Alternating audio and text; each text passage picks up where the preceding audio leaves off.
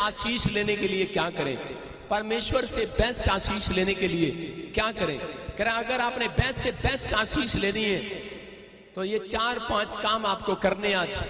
पहला हम स्क्रीन पर देखते हैं, लिख लें आप, राइट डाउन करें अपनी डायरी के अंदर कि ज्यादा से ज्यादा टाइम आप प्रार्थना के अंदर व्यतीत करें।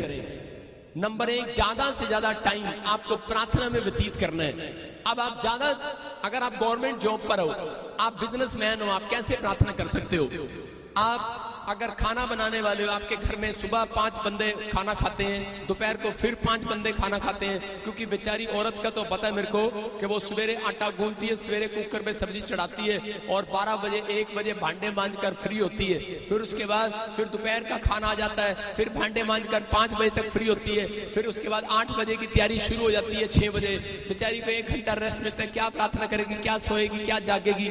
मैं ऐसी औरतों के लिए बात कर रहा हूँ कि जो ऐसा सोच रही है, उनके लिए भी एक फैसिलिटी आज।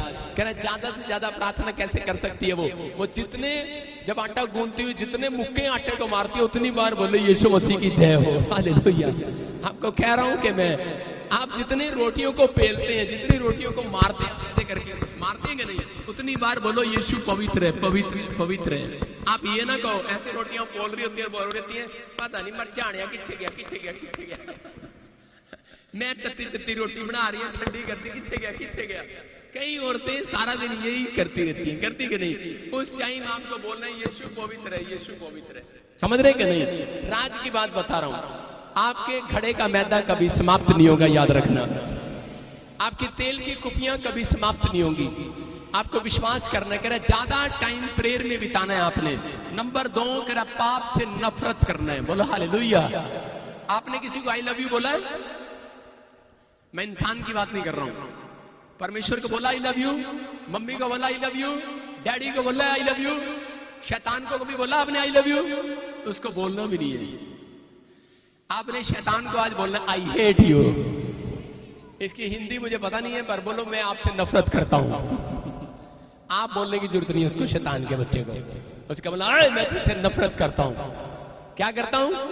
नफरत करता हूं। आप पाप को जब तक नहीं छोड़ सकते जब तक आप उससे नफरत ना करें। आपके अंदर पहले एक नफरत आनी चाहिए। समझ रहे कि नहीं।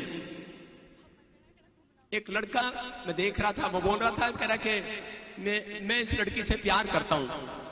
उसकी माँ मेरे पास आई, मैंने उसके सिर पे हाथ रख के प्रार्थना किया। मैंने कहा थोड़े दिन में ये नफरत करेगा। वो पता नहीं क्या हुआ, वो लड़का चर्च में आया और आके बोलने लगा पापा जी मेरे लिए प्रार्थना कर दो, वो लड़की मेरे से दूर हो जाए। मैंने कहा क्यों?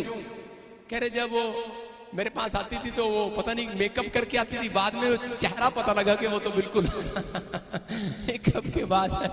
मैंने कहा असली राज पता लग गया कि नहीं? तो क्या है, अगर आप लोग इस बात को समझना है, कह रहे जब तक आपके अंदर नफरत नहीं होगी तब तक आप उस चीज से हट नहीं सकते। समझ रहे कि नहीं। चाहे वो लड़की है, चाहे वो शराब की बोतल है, चाहे वो पैसा है, चाहे वो कोई चीज है जो आपको आशीषों में रुकावट डाल रही है, आपके अंदर ये बात होनी चाहिए। चाहे घमंड है, चाहे लालच है, चाहे नशा है, चाहे बीड़ी है, चाहे आपके अंदर का क्रोध है, जब तक आपको अपने गुस्से पर नफरत नहीं होगी कि ये मेरा गुस्सा मेरी आशीषों में रुकावट डाल रहा है। मैं कह रहा हूं कि आपको आज हर पाप को नफरत करनी है।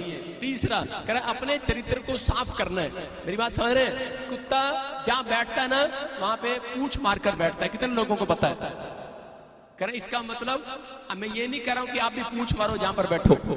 मैं उन लोगों के लिए कह रहा हूं कि आपको क्या करना है, आपको अपनी जुबान को जितनी बार आप बोलेंगे, ये एक पूंछ मारने का काम करती है, आपके अंदर सफाई करती है। ये जितनी बार आप पूंछ मारेंगे कि प्रभु मैं पापी हूं, मुझे क्षमा कर और ये पाप मेरी जिंदगी में कभी ना आने पाए, आप जब तक नहीं कहेंगे परमेश्वर जब तक नहीं छुड़ाएगा। याद रखना, आपके कहने के अनुसार छुड़ाएगा। जब तक नहीं कहेंगे चंगाई के लिए, चंगाई नहीं देगा। जब तक पैसा नहीं मांगेंगे, नहीं देगा। क्योंकि लिखा अंधे को कहा, कह रहा बोल तुझे क्या चाहिए, कह रहा कि मैं देखना चाहता हूं। और उसने आज बोल रहे परमेश्वर भी कह रहा कि दोगे तो दिया जाएगा। इसका मतलब अगर आप चाहते हैं, इसलिए उसने कहा मांगोगे तो मिलेगा, नहीं तो नहीं मिलेगा। लेकिन पुराने नियम के अंदर क्या था? पुराने नियम के अंदर ज्यादा पाप नहीं थे, इसलिए वहां पर यिर्मयाह को कहा गया, कह रहा तेरे मांगने से पहले मैं तुझे दे दिया करूंगा यीशु मसीह के नाम में। अगर आप पुरानी आशीषें फिर से लेना चाहते हैं तो पवित्र आत्मा से कहें कि आज से मैं पाप से नफरत करना शुरू करूंगा और अपने कैरेक्टर में सुधार करूंगा। करूंगा। अगर आज आप अपने चरित्र में सुधार करें तो परमेश्वर आपकी आशीषें खोलने के लिए तैयार। आमीन बोलने वालों। आमीन। विश्वास की बातें मुंह से निकाले। मैं फिर कह रहा हूं कि अगर आप विश्वास की बातें मुंह से निकाल रहे हैं, और लास्ट पॉइंट, यहोवा के सामने, सब बोले परमेश्वर के सामने, परमेश्वर के दिखाए हुए रास्ते पर चलना है आपको। मतलब उसके दिखाए हुए रास्ते पर, जितने लोग उसके दिखाए हुए रास्ते पर चल रहे हैं, परमेश्वर इन लोगों को बेस्ट से बेस्ट आशीष देगा इस साल के अंदर, यीशु मसीह के नाम में।